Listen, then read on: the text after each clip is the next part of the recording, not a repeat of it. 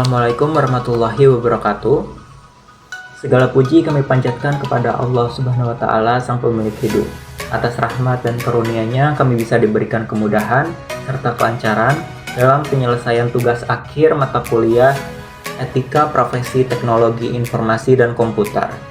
Terima kasih kami ucapkan kepada Ibu Anida Purnamawati MKom atas bimbingan, arahan, dan ilmu yang sudah diberikan kepada kami selama 1 semester ini.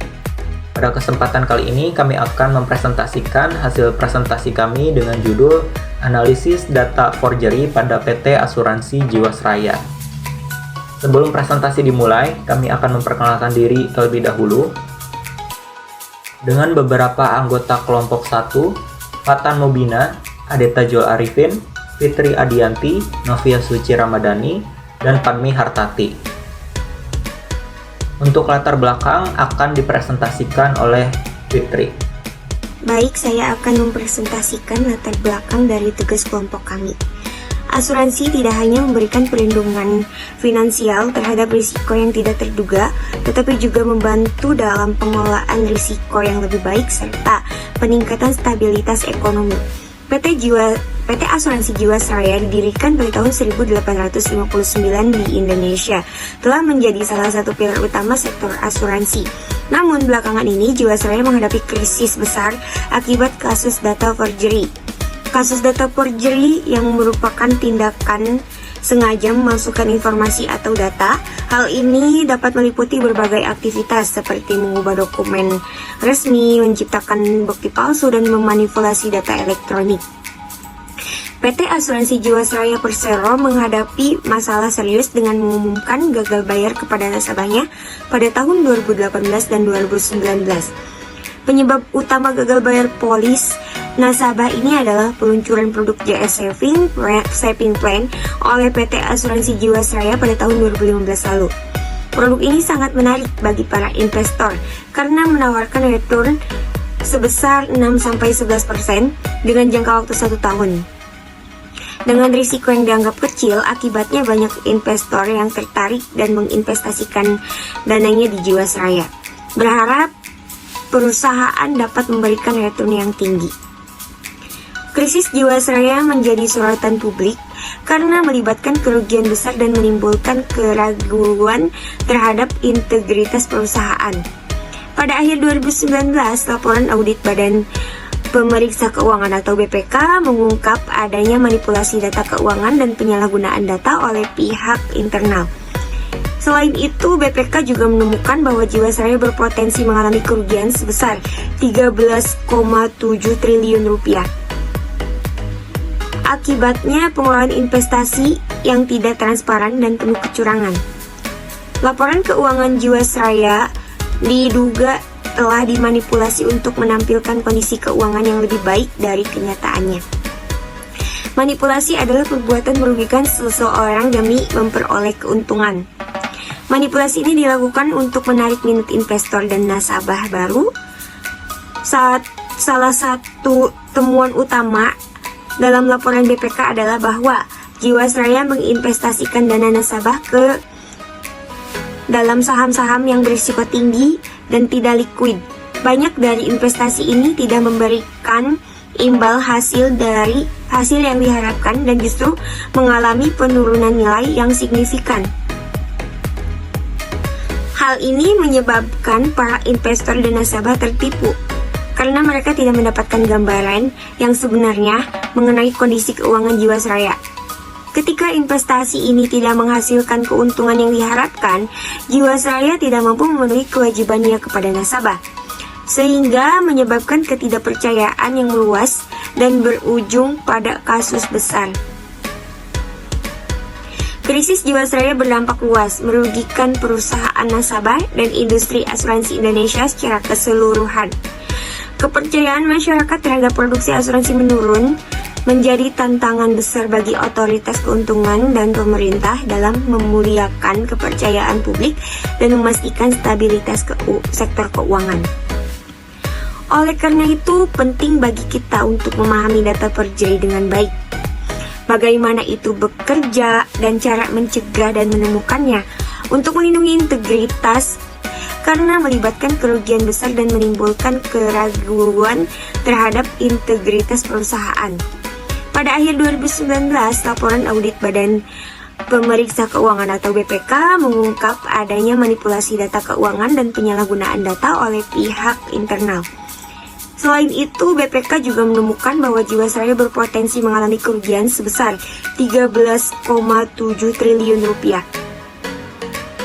Akibatnya pengelolaan investasi yang tidak transparan dan penuh kecurangan. Laporan keuangan Jiwasraya diduga telah dimanipulasi untuk menampilkan kondisi keuangan yang lebih baik dari kenyataannya. Manipulasi adalah perbuatan merugikan seseorang demi memperoleh keuntungan. Manipulasi ini dilakukan untuk menarik minat investor dan nasabah baru. Salah satu temuan utama dalam laporan BPK adalah bahwa Jiwasraya menginvestasikan dana nasabah ke dalam saham-saham yang berisiko tinggi dan tidak likuid. Banyak dari investasi ini tidak memberikan imbal hasil yang diharapkan dan justru mengalami penurunan nilai yang signifikan. Hal ini menyebabkan para investor dan nasabah tertipu karena mereka tidak mendapatkan gambaran yang sebenarnya mengenai kondisi keuangan Jiwasraya.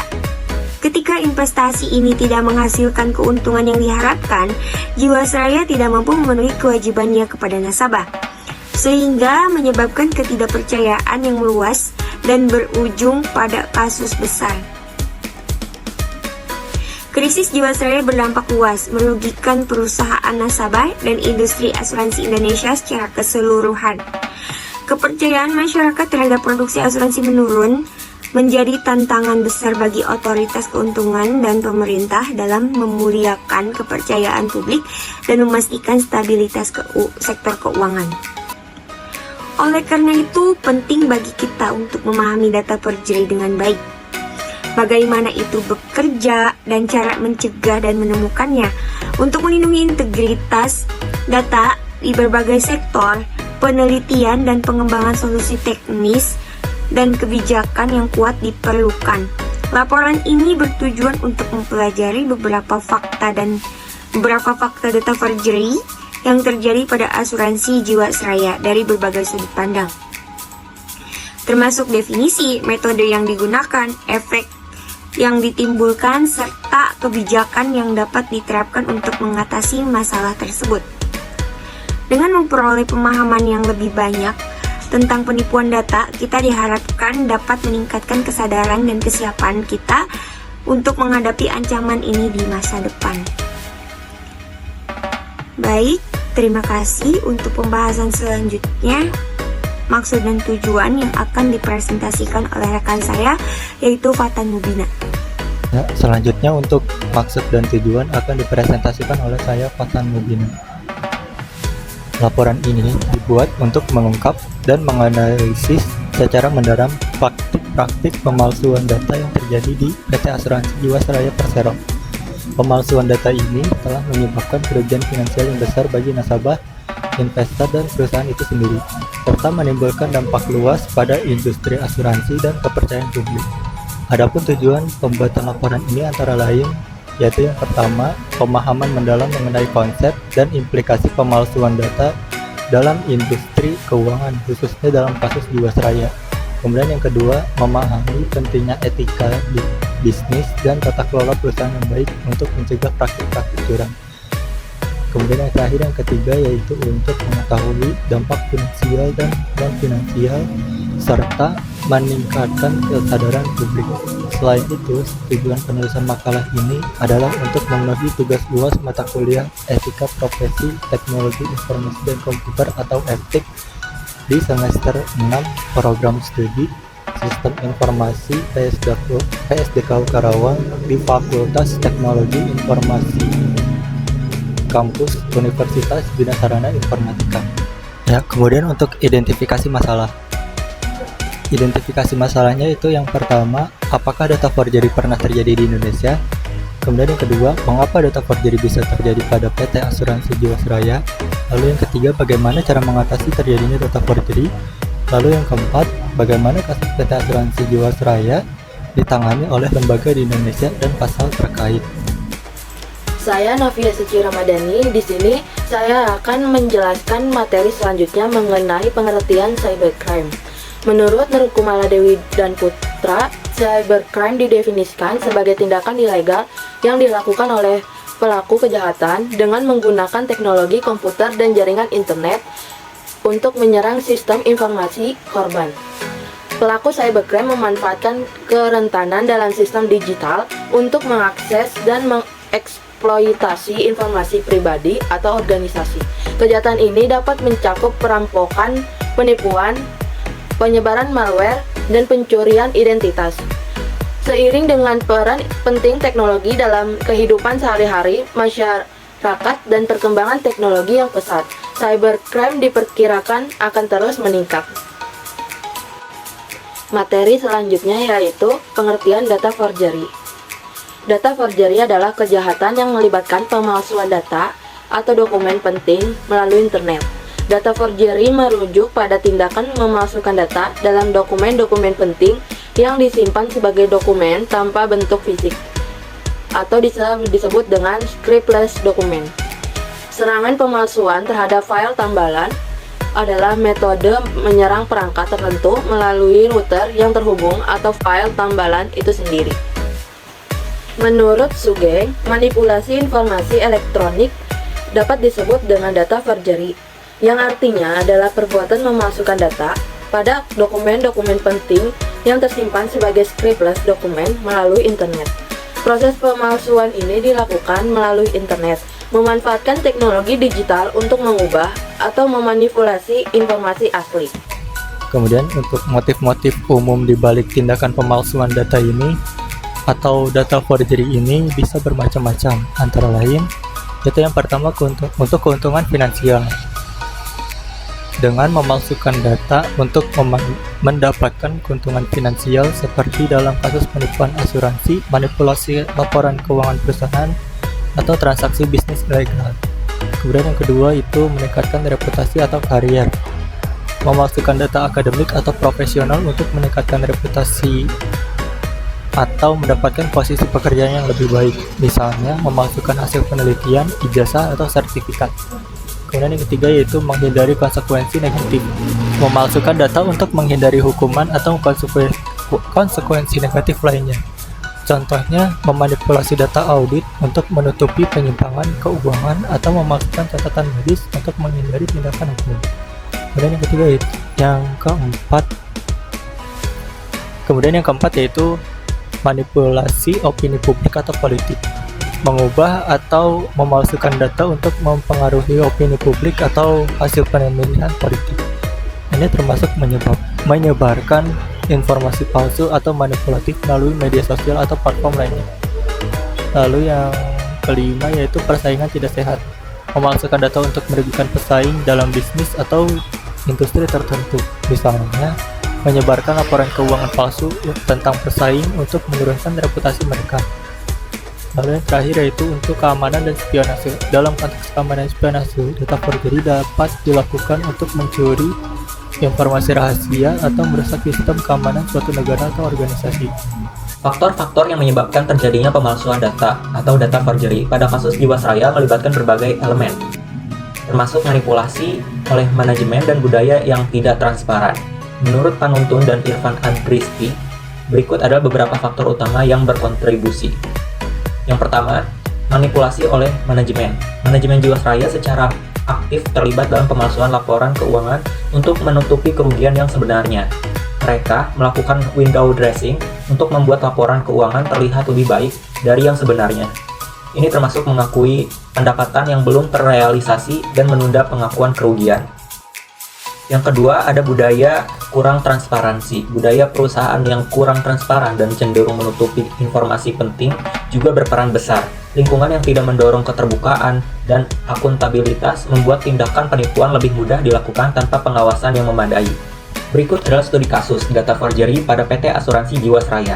Yang pertama, pada tahun 2006, nilai ekuitas perusahaan dilaporkan defisit sebesar 3,29 triliun rupiah oleh Kementerian BUMN dan Otoritas Jasa Keuangan atau OJK. Pada tahun 2008, Badan Pemeriksa Keuangan atau BPK melakukan audit dan memberikan opini disclaimer, yang berarti auditor tidak memberikan pendapat atas laporan keuangan pada tahun 2006 hingga 2007 karena informasi cadangan tidak dapat diyakini kebenarannya. Pada tahun yang sama, ekuitas perusahaan terus menurun, mencapai 5,7 triliun pada tahun 2008 dan 6,3 triliun pada tahun 2009. Perusahaan melanjutkan skema reasuransi pada tahun 2010 hingga 2012 dan mencatat angka positif sebesar 1,3 triliun pada akhir tahun 2011. Namun, Isa Rahmatawarta, Kepala Biro Perasuransian, menyatakan bahwa metode reasuransi hanyalah solusi sementara. Pada tahun 2012, permohonan perpanjangan reasuransi ditolak karena laporan keuangan 2011 tidak mencerminkan angka yang wajar. Yang kedua, pada tahun 2014, perusahaan menunjukkan keanehan dengan mensponsori klub sepak bola Manchester City di tengah masalah keuangannya. Kondisi keuangan perusahaan tampak membaik, dengan pendapatan dari produk JS Saving Point sebesar 21 triliun. Namun, pada tahun 2018, Direktur Utama dan Direktur Keuangan Jiwasraya dicabut.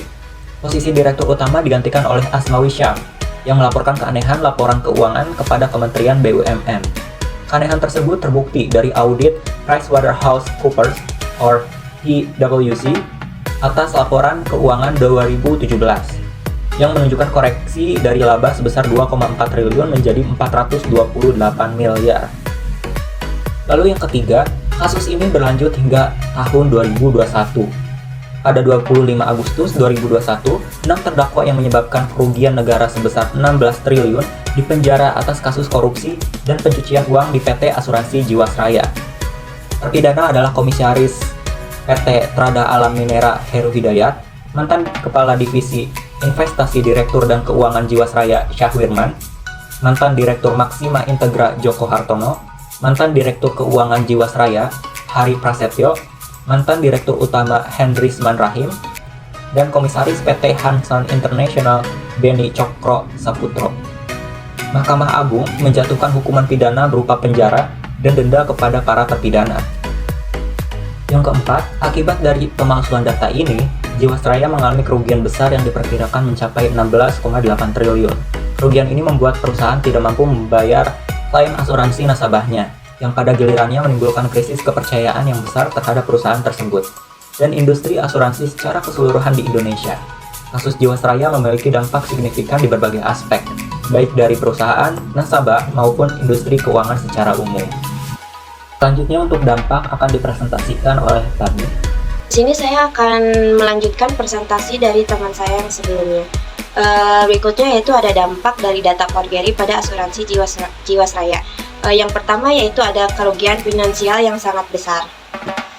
Kerugian finansial yang sangat besar, Jiwasraya mengalami kerugian sekitar 16,8 triliun akibat investasi yang bermasalah dan manipulasi keuangan oleh manajemen perusahaan.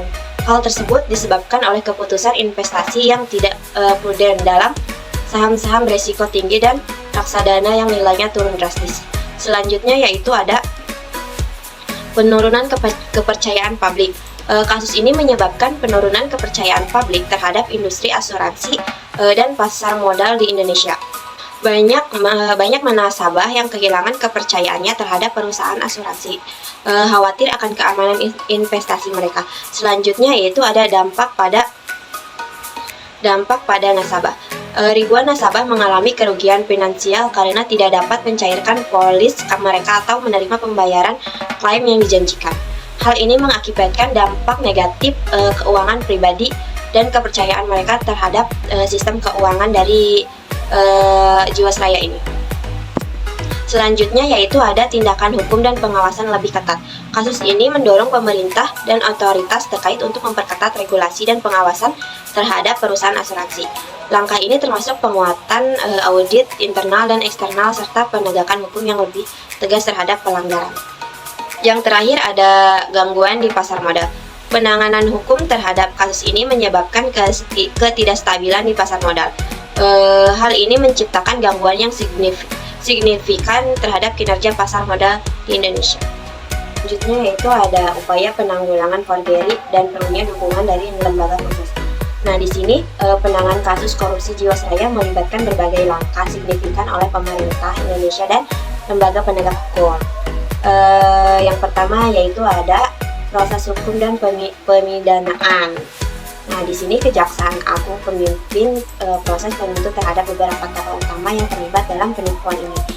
Heru Hidayat dan Beni Joko Saputro, dua tokoh utama dalam kasus ini, dijatuhi hukuman penjara seumur hidup. Selain itu, aset senilai sekitar 18 triliun disita untuk memulihkan sebagian dari kerugian.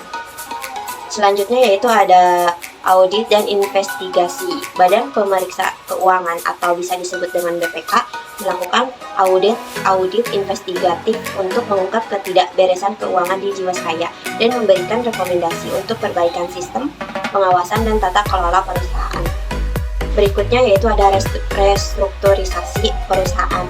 Nah, di sini pemerintah melalui Kementerian BUMN melakukan restrukturisasi Jiwasraya dan membentuk holding asuransi serta mentransfer polis asuransi ke IFG Life untuk melindungi kepentingan nasabah dan memulihkan kepercayaan publik. Yang terakhir ada dukungan dari OJK atau bisa disebut dengan Otoritas Jasa Keuangan, mendukung proses investigasi dengan menyediakan data dan informasi yang dibutuhkan serta memperketat regulasi dan pengawasan terhadap perusahaan asuransi untuk memastikan keputusan terhadap standar akuntansi dan tata kelola yang baik.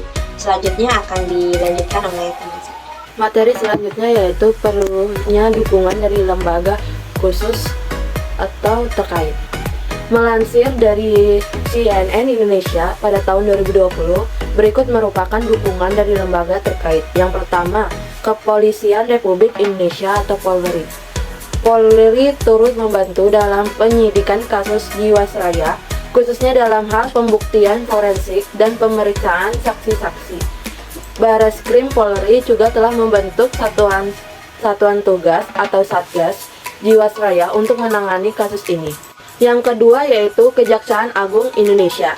Kejaksaan Agung berperan dalam penyidikan dan penuntutan para tersangka kasus Jiwasraya.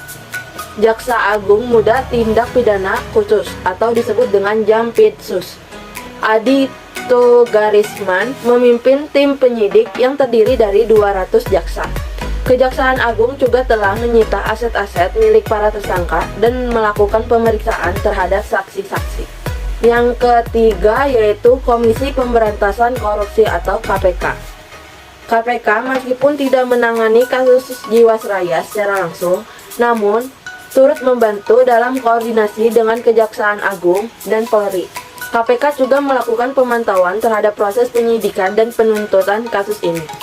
Yang keempat, Otoritas Jasa Keuangan atau OJK. OJK melakukan pemeriksaan terhadap Jiwasraya dan menjatuhkan sanksi kepada para pengurusnya yang terlibat dalam kasus ini. OJK juga memperkuat regulasi terkait tata kelola perusahaan dan produk asuransi untuk mencegah terulangnya kasus serupa.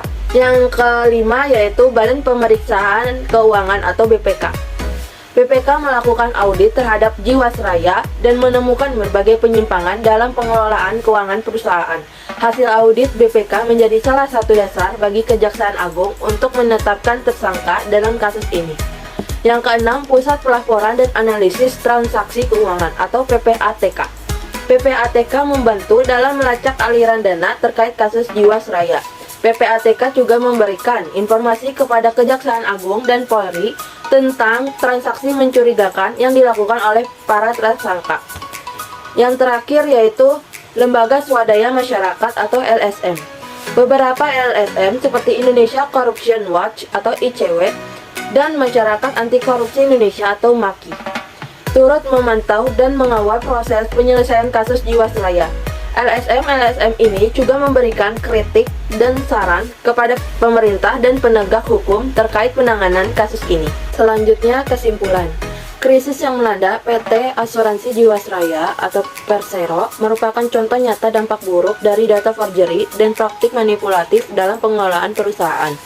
Dimulai dengan peluncuran produk Jet Saving Plan yang menawarkan imbalan hasil tinggi, Jiwasraya berhasil menarik banyak investor. Namun, janji keuntungan besar tanpa risiko ini tidak realistis dan akhirnya menyebabkan gagal bayar pada tahun 2018 dan 2019. Laporan Badan Pemeriksaan Keuangan atau BPK mengungkapkan bahwa manipulasi laporan keuangan dan investasi pada saham beresiko tinggi serta tidak liquid berkontribusi besar terhadap kerugian perusahaan yang mencapai sekitar 16,81 triliun. Krisis Jiwasraya menunjukkan pentingnya tata kelola perusahaan yang baik dan transparan, kurangnya pengawasan internal, ketidaktransparan dalam pelaporan keuangan, dan tidak adanya mekanisme check and balance yang kuat memungkinkan terjadinya kecurangan dan penyalahgunaan dana. Selain itu, praktik-praktik manipulatif ini menipu investor dan nasabah, merusak kepercayaan mereka terhadap perusahaan dan industri asuransi secara keseluruhan di Indonesia. Untuk mencegah kasus serupa di masa depan, diperlukan peningkatan standar etika, pengawasan regulasi yang ketat, perlindungan teknologi, dan mekanisme penyelidikan yang kuat.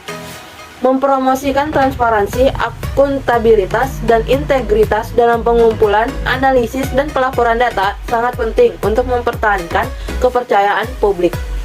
Dengan demikian, penelitian dan pengembangan solusi teknis serta kebijakan yang kuat diperlukan untuk melindungi integritas data dan mencegah penipuan dalam industri keuangan dan bisnis. Materi selanjutnya yaitu saran.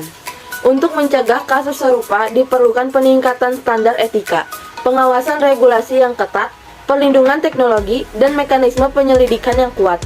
Transparansi, akuntabilitas, dan integritas dalam pelaporan data harus dipromosikan untuk menjaga kepercayaan publik dan keandalan informasi dalam industri keuangan.